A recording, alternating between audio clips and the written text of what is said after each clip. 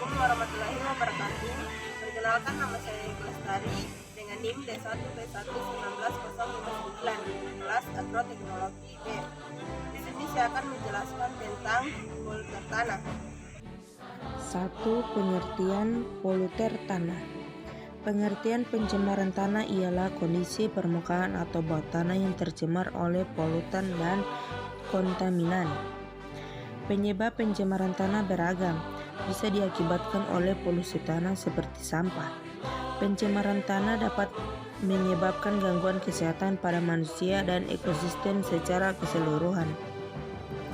Pencemaran tanah berarti adanya bahan kimia beracun dengan konsentrasi cukup tinggi dalam tanah, hingga berpotensi membunuh makhluk hidup yang tinggal di dalamnya dan juga menimbulkan dampak gangguan kesehatan pada manusia serta ekosistem secara luas. Pencemaran tanah merupakan masalah lingkungan hidup yang jadi perhatian secara khusus selama beberapa dekade. Selain itu, pencemaran tanah bisa berupa pengendapan bahan limbah padat atau cair di permukaan atau bawah tanah. Pencemaran tanah di daerah permukaan bisa berupa tumpukan sampah yang tidak dikendalikan. Yang kedua, penyebab pencemaran tanah. Di sini terbagi menjadi 4. Yang pertama, limbah padat.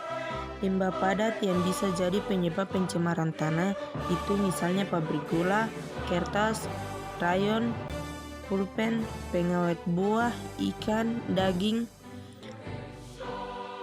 plywood, dan lain sebagainya.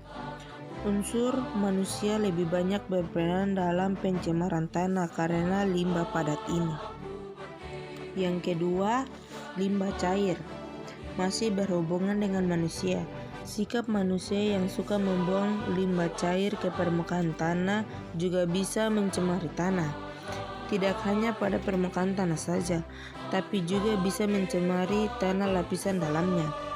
Contoh, limbah cair yang bisa menyebabkan pencemaran tanah ialah sisa pengolahan limbah industri kimia dan logam. Yang ketiga, limbah anorganik. Limbah anorganik ialah limbah yang tidak mampu mengalami penguraian dengan cepat. Limbah ini misalnya produk-produk terbuat dari plastik, kaleng, seng, besi, dan lain sebagainya. Limbah seperti ini tidak dapat terurai dengan cepat. Yang keempat, limbah organik. Limbah organik juga bisa mengancam kesehatan tanah. Limbah organik ini misalnya tinja atau feses, sampah rumah tangga yang ditimbun sampai menggunung, kotoran hewan, dan lain sebagainya.